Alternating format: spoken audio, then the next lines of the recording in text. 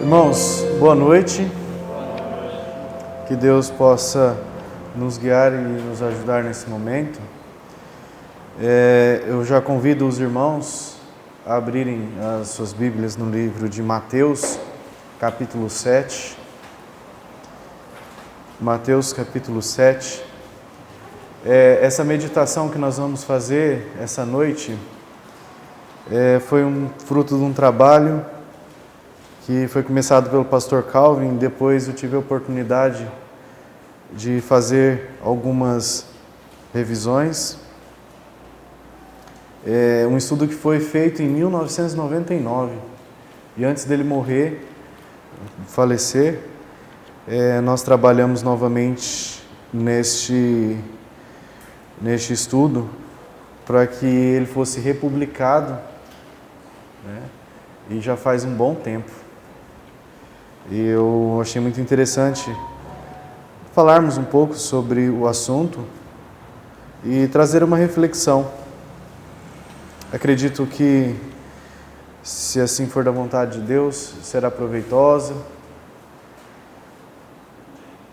e nos ajudará no entendimento, mesmo que seja bem simples, da palavra.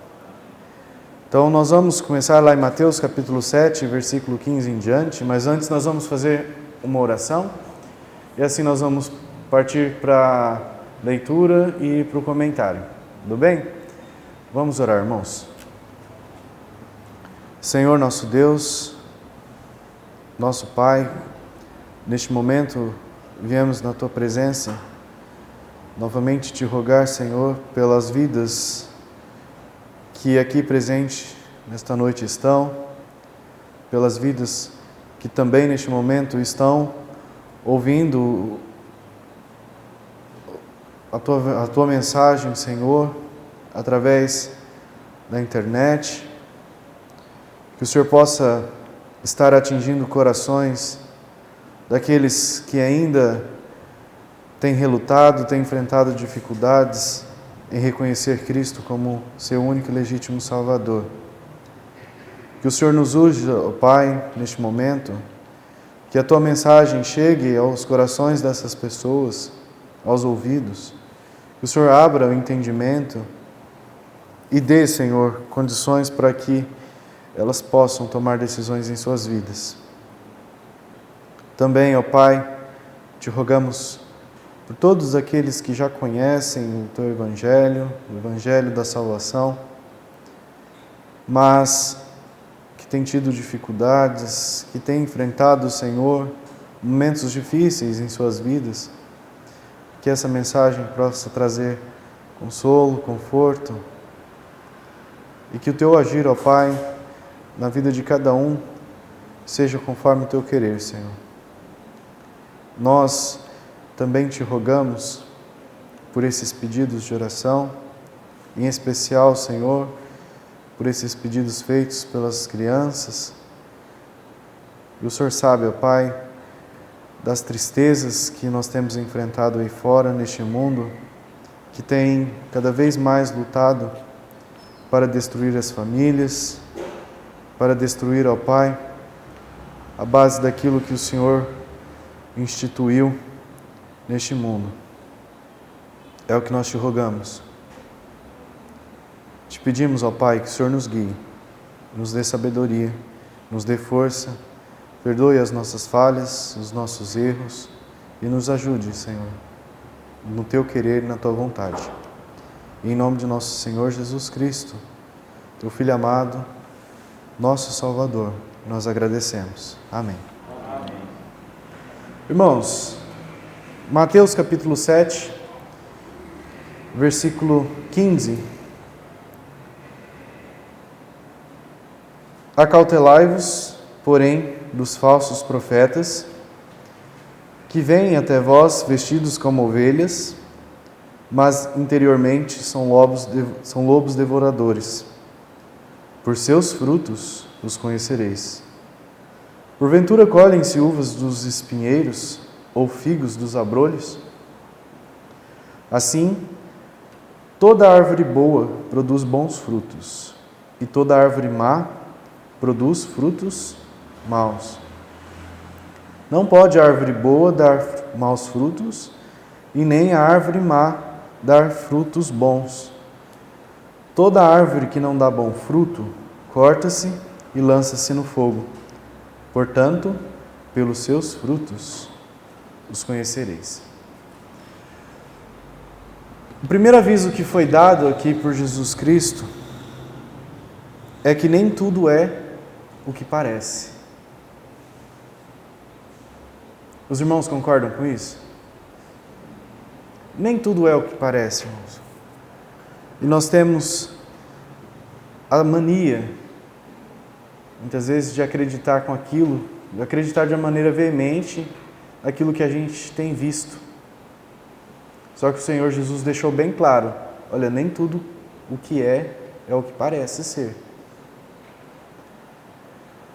E depois ele deixou uma indicação para nós, que como nem tudo é o que parece, ele nos dá uma receita. Simples, bem simples. O fruto manifesta o tipo de árvore. O fruto manifesta o tipo de árvore. Por isso que no versículo 20 nós vemos: pelos seus frutos os conhecereis. Então nós vemos que esse aviso foi dado. Nem tudo é o que parece ser, e o fruto manifesta o tipo de árvore. E nessa mesma passagem, uma pergunta é feita. Lá no versículo 16. Colhem-se uvas dos espinheiros ou os figos dos abrolhos? É possível? Foi feita essa pergunta. É possível nós colhermos as uvas dos espinheiros e figos dos abrolhos? Foi uma pergunta um tanto quanto retórica, né? Porque como que Jesus iria fazer uma pergunta dessa? Falar, como é que pode? É claro que nós sabemos que não tem como, não é possível. Mas foi uma pergunta destinada exatamente para reforçar, para forçar uma reflexão interior. Para nós nos forçarmos a essa reflexão. Nem tudo o que parece é, o fruto manifesta o tipo de árvore, e o espinheiro não pode dar uva, e os abrolhos não pode dar figo. Parece um tanto óbvio. Também foi estipulada dois tipos de categorias aqui, que nós acabamos de ver. E essas duas categorias são estipuladas. Uma, aquela que é proveitosa, que é útil, e aquela que é maldita, que é inútil. Aquela que é proveitosa e útil foi a comparação que Jesus fez das uvas, né? Uvas, o figo. O figo é um fruto polposo, doce, muito doce quando ele está maduro. E a uva, cultivada também no mundo inteiro por seus frutos deliciosos, que especialmente cheio de açúcar e também útil na fermentação, dá vida ao vinho. Uma planta, muitas vezes também sendo usada de forma decorativa. Então nós vemos que essa primeira categoria, aos nossos olhos, é uma categoria agradável, proveitosa e útil, mas Jesus também demonstrou aquela inútil, aquela maldita. Os espinheiros, por exemplo, que é um órgão duro, né, pungente, que ele existe comumente nas plantas e se caracteriza por estar profundamente inserido na planta. E os abrolhos, que são os cardos, né? Que é uma planta de famílias compostas, das compostas, considerada uma praga, muitas vezes uma praga na lavoura. Algumas produzem flores amarelas e folhas com espinhos. E essa característica, né, essa categoria da maldição, da inutilidade citada por Jesus, faz parte justamente da maldição que Deus pronunciou sobre a terra. Lá atrás, na desobediência do homem, quando ele comeu o que ele não deveria comer. Olha lá em Gênesis capítulo 3, versículo 18. Espinhos e cardos também te produzirá, comerás a erva do campo. Uma maldição da desobediência do homem em fazer aquilo que ele estava proibido de fazer. Nós vemos, irmãos, que os espinheiros e os cardos são o que faz o trabalho desgostoso. Não é verdade? É o que faz o trabalho desgostoso, desagradável e tira toda a beleza do ambiente. Porque é uma maldição. Além de não ser gostoso, proveitoso ou bonito, é prejudicial para as plantas que são desejosas, que são lindas, que são frutíferas. Então, além delas serem desagradáveis e inúteis, elas ainda contaminam, prejudicam aquilo que é bom, aquilo que é lindo, aquilo que produz fruto. Então nós vemos que algumas lições podem ser aprendidas desta mensagem, dessas simples palavras de Cristo, que nos traz uma reflexão muito profunda. 2 Timóteo 3, 16 e 17, nós vemos que a Bíblia, isto é, toda a Escritura, o apóstolo Paulo falou para Timóteo, olha, toda a Escritura, ela é divinamente inspirada e proveitosa para ensinar, para redarguir, para corrigir, para instruir em justiça, para que o homem de Deus seja perfeito e perfeitamente instruído para toda a boa obra. Então nós vemos que a Bíblia, ela aperfeiçoa o homem de Deus em tudo. As Escrituras. E essa passagem, ela dá lição, tanto para aqueles que são descrentes, quanto para aqueles que são crentes, e também para aqueles que ministram a obra, para aqueles que ministram a pregação do Evangelho. Nós vemos que, primeiramente, essa passagem ela é proveitosa, ela dá lição para os crentes, nos ensinando que os descrentes, eles não devem procurar o que é útil para as suas almas entre o que é maldito e o que é inútil.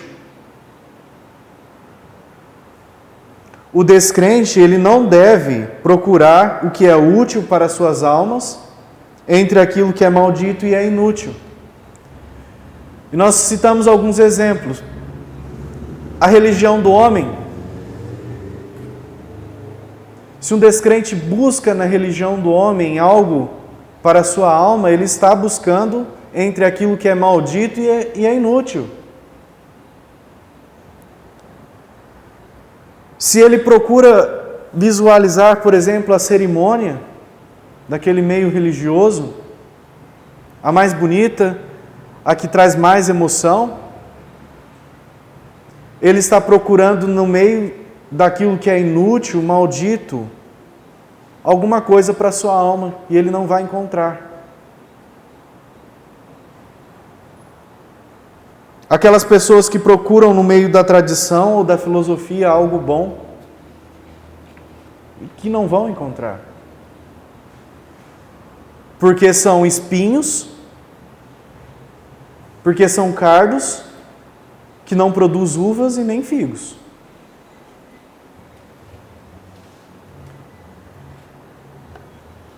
E que também a salvação é somente pela misericórdia de Deus em Cristo Jesus. No meio dos espinhos e dos abrolhos nós não vamos encontrar esse fundamento. Nós não vamos encontrar aquilo que, por exemplo, o apóstolo Paulo falou lá em Romanos, capítulo 5, versículos 6 e 8. Porque Cristo, estando nós ainda fracos, morreu a seu tempo pelos ímpios. Porque mais alguém morrerá por um justo, pois poderá ser que pelo bom alguém ouse morrer. Mas Deus prova o seu amor para conosco em que Cristo morreu por nós, sendo nós ainda pecadores. Então nós vemos que a salvação é somente pela misericórdia de Deus. Uma misericórdia tamanha, que deixou bem claro aqui que Jesus ele não morreu por o justo, porque pode ser que alguém morre por um justo, né? Mas e pelo injusto? Quem tem essa coragem de morrer? De pôr a mão no fogo? Mas Deus prova o seu amor para conosco, porque Cristo morreu por nós e no final, sendo nós ainda pecadores. E outro fundamento demonstrado para nós que a salvação é somente pela misericórdia de Cristo, pela misericórdia de Deus em Cristo. 1 Coríntios capítulo 3, versículo 11. Sabe aqueles espinhos e abrolhos lá fora? Andam colocando outro fundamento além do que já está posto. E o apóstolo Paulo vem e diz: porque ninguém pode pôr outro fundamento além do que já está posto, o qual é Jesus Cristo. Não há outro fundamento além de Cristo. A salvação por meio das obras não existe. A salvação por meio de pessoas que se intitulam apóstolos, doutores, profetas, não existe. Não há outro fundamento. E esta é uma lição para os descrentes, que não devem buscar no meio inútil e maldito coisas boas para a sua alma, porque não vai encontrar. E para os crentes, nós tiramos outra lição. A lição de que nós não devemos procurar crescimento naquilo que é animal e diabólico. E temos essa instrução lá em Tiago capítulo 3, versículo 13 e 16.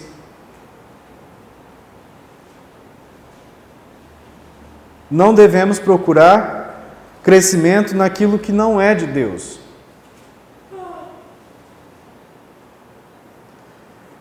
Quem dentre vós é sábio e inteligente? É um questionamento, é uma pergunta. Então mostre pelo seu bom trato as suas obras em mansidão de sabedoria. Mas se tendes amarga inveja e sentimento faccioso em vosso coração, não vos glorieis, nem mintais contra a verdade. Essa não é a sabedoria que vem do alto, mas ela é terrena, animal e diabólica. Porque onde há inveja e espírito faccioso, aí há perturbação e toda a obra perversa. Então nós não devemos procurar o que é agradável a Deus e útil ao homem na moda mundana, num linguajar popular ou em livros e lugares muitas vezes questionáveis. Se nós pretendemos ser feito conforme a imagem de Cristo, nós precisaremos fazer o que nos foi ensinado.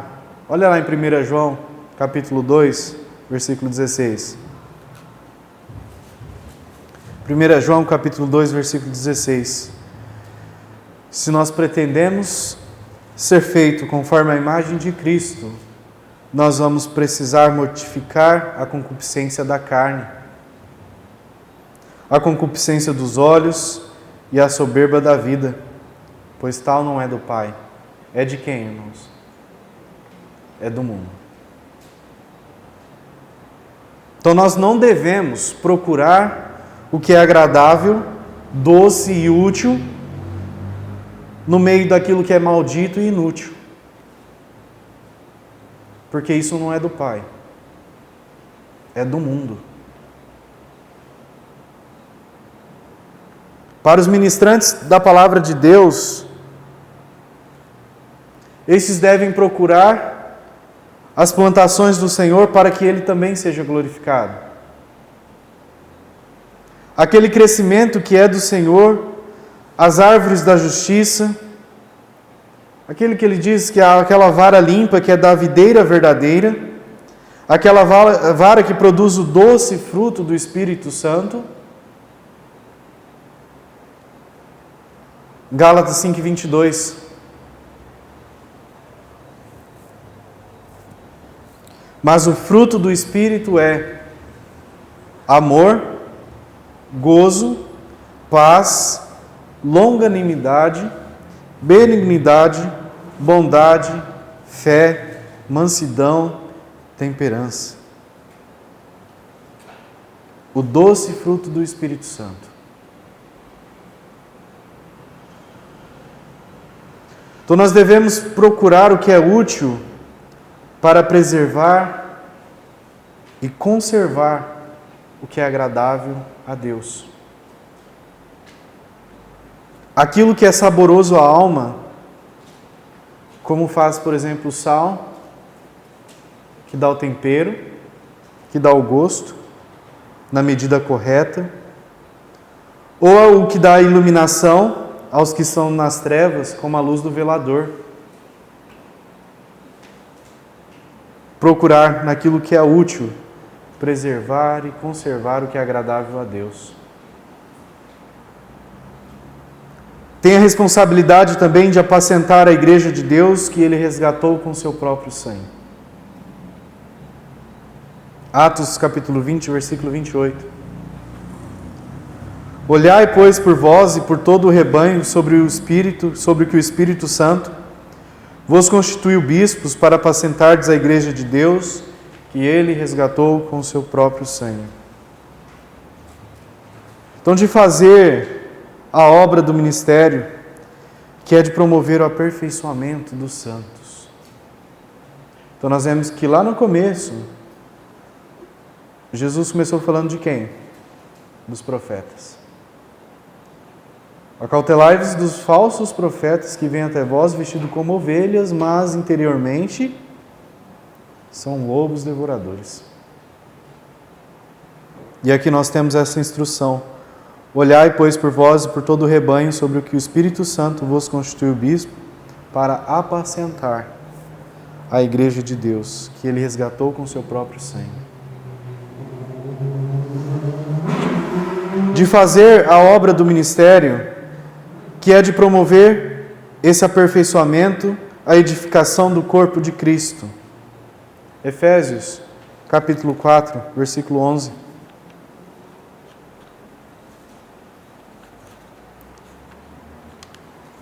E este é o aperfeiçoamento dos santos, a edificação do corpo. O apóstolo dizendo aos irmãos de Éfeso, e ele mesmo deu uns para apóstolos, outros para pastores e doutores, querendo o aperfeiçoamento dos santos, para a boa obra do ministério, para a edificação do corpo de Cristo, até que todos cheguemos à unidade da fé e ao conhecimento do Filho de Deus, ao homem perfeito, à medida da estatura completa de Cristo. Então a responsabilidade de fazer a obra de um evangelista e de cumprir o ministério.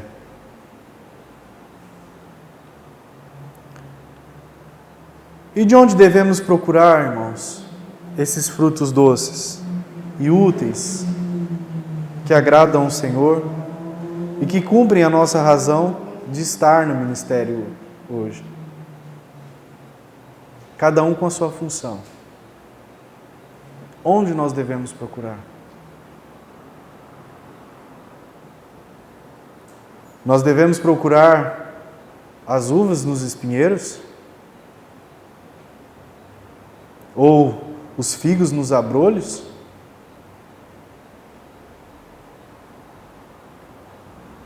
Eu quero relembrar para os irmãos, lá em Gênesis capítulo 4, lá em Gênesis capítulo 16, perdão.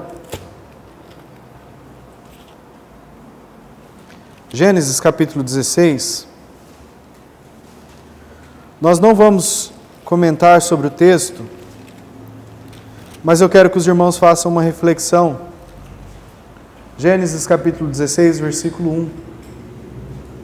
Uma reflexão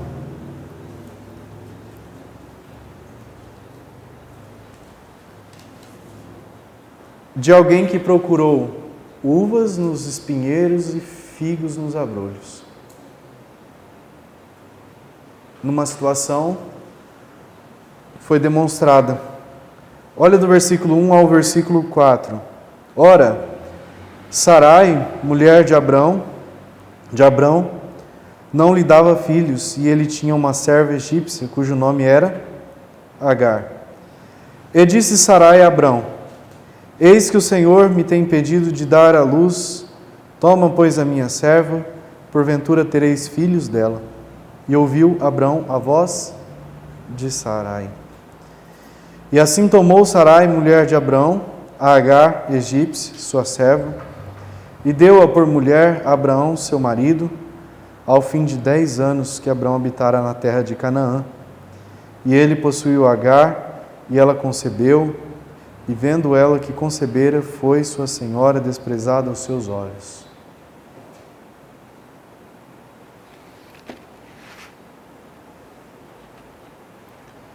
Ele foi procurar o que, irmãos? Não é verdade? É muito sério. Ele foi procurar tentando achar algo útil no inútil, né? Foi tentar buscar uva no espinheiro e figo no abrolho. Nós devemos cair neste pensamento de que as obras da carne podem produzir frutos divinos?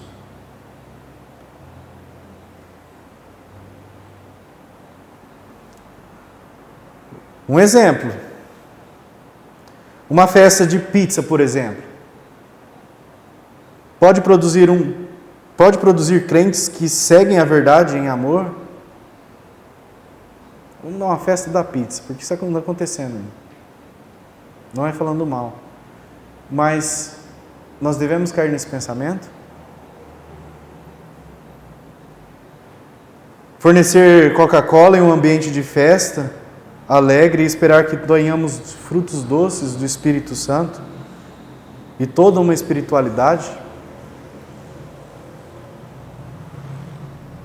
A pregação ou aconselhamento cheio de psicologia, dos comentários, dos eventos correntes, de política, produzirá crentes constantes que não serão levados por toda a roda de doutrina, do vento de doutrina, ou membros que estão crescendo em tudo naquele que é a cabeça? Tenho certeza que não. A programação de cultos que agradam as emoções da carne e a autossuficiência do homem podem resultar em todos sendo crescidos na graça e no conhecimento de Cristo? Os cultos egocêntricos podem produzir crentes teocêntricos, irmãos? Então é verdadeiramente uma insensatez pensar que o que se iniciou pelo Espírito seja aperfeiçoado pela carne. Isso não vai acontecer. Gálatas 3:3. O apóstolo, ele abriu os olhos dos irmãos da Galácia. Ele falou: olha, sois vós tão insensatos, que tendo começado pelo Espírito, acabeis agora pela carne.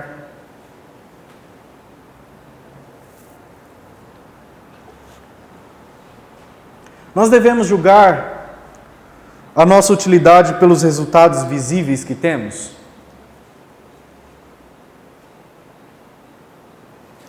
É sabedoria verdadeira julgar as obras do Espírito pelo número de decisões que são produzidas pelas artimanhas emocionais, não é sabedoria. Exemplo, se depois de 3 anos no labor intenso nós temos apenas 11 pessoas neste ministério, e estão cheios de medo, de defeitos, nós recusamos que temos algo menos bíblico nisso?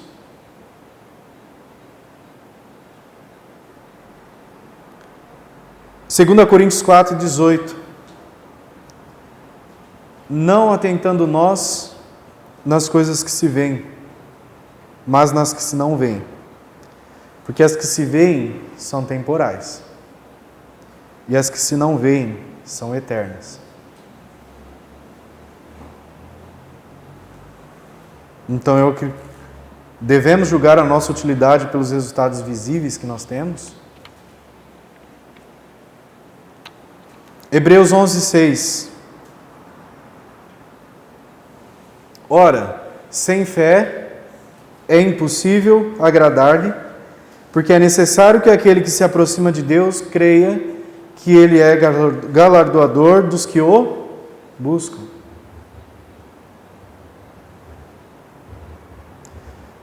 Mais uma pergunta. Nós devemos substituir a nossa fé pela lógica humana, pela lógica do homem?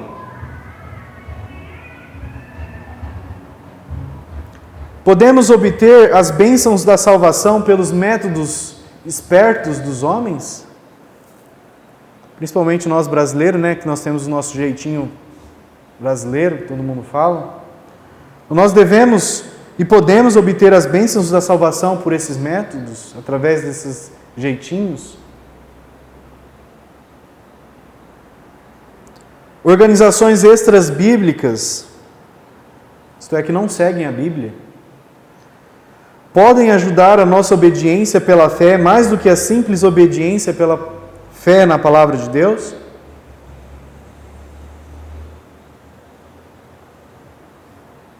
Então é uma ação realmente sem entendimento, irmãos. Comparar-nos e medir-nos uns aos outros, louvando-nos a nós mesmos. 2 Coríntios capítulo 10, versículo 12. O apóstolo Paulo, dizendo àqueles irmãos, diz: porque não ousamos classificar-nos ou comparar-nos com alguns que se louvam a si mesmos. Mas esses que se medem a si mesmos se comparam consigo mesmos e estão sem entendimento. Porém, não nos gloriaremos fora de medida, mas conforme a reta medida que Deus nos deu, para chegarmos até vós, porque não nos estendemos além do que convém,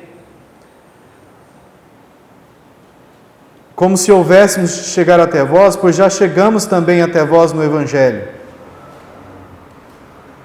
Não nos gloriamos fora da medida nos trabalhos alheios, antes, tendo esperança de que crescendo a vossa fé, seremos abundantemente engrandecidos entre vós, conforme a nossa regra, para anunciar o Evangelho nos lugares que estão além de vós, e não em campo de outrem, para nos não gloriar-nos no que já está preparado.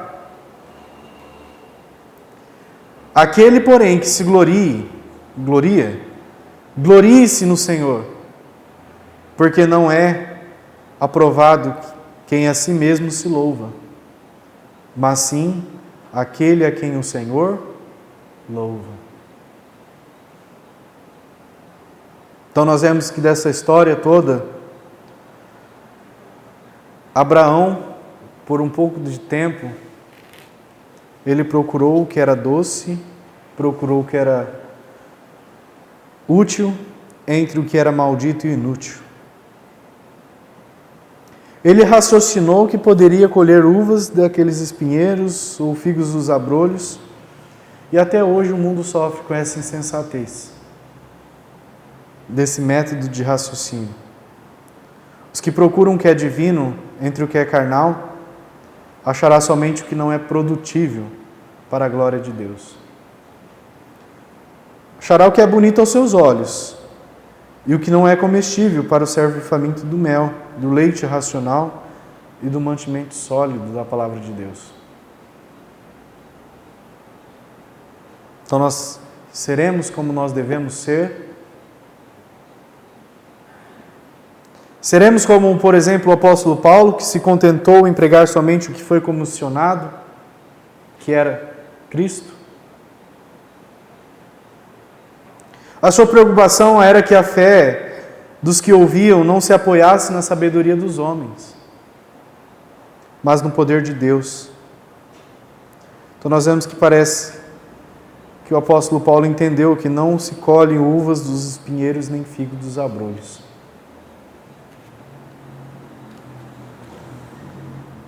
Atentaremos nós à instrução de Paulo a Timóteo, que ele falou para ele cuidar de si mesmo e da doutrina para ser salvos,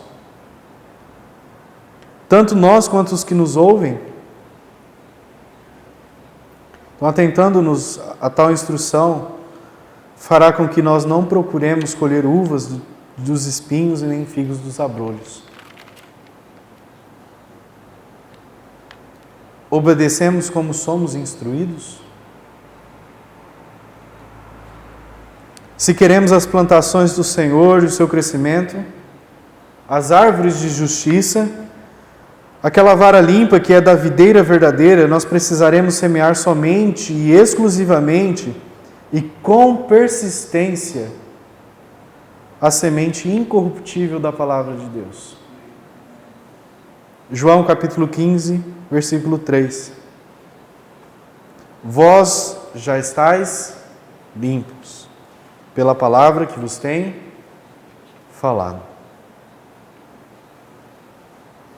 Esse fruto ele não vem com sublimidade de palavras ou de palavras persuasivas, como disse o apóstolo, de sabedoria humana, mas de Deus. Então, se nós queremos o fruto do Espírito Santo, nós precisaremos da obra de Deus, não da carne. Se queremos o que é doce e útil, nós precisaremos deixar de procurar entre os espinhos e os abrolhos. Se queremos o que é útil para preservar e conservar o que é doce e proveitoso, para glorificar o Senhor, nós precisaremos resplandecer a nossa luz diante dos homens, pelas obras de obediência. De maneira nenhuma, irmãos, a carne produzirá o que é agradável a Deus, pois ela gera somente o quê? Corrupção, maldição. Mas o que é semeado no Espírito produz o que é espiritual. Gálatas 6 e 8. Porque o que semeia na sua carne, da carne ceifará corrupção. Mas o que semeia do Espírito ceifará a vida eterna. Então, semear no Espírito é procurar as uvas e os figos na onde convém. Se queremos o rebanho apacentado, a obra do ministério feita, o aperfeiçoamento dos santos, a edificação do corpo, nós precisaremos falar a verdade em amor, precisaremos ser sóbrios e em tudo sofrendo as aflições do ministério e combatendo o bom combate, aguardando a fé. Se queremos cumprir o nosso ministério, nós precisaremos cuidar de nós mesmos e da doutrina.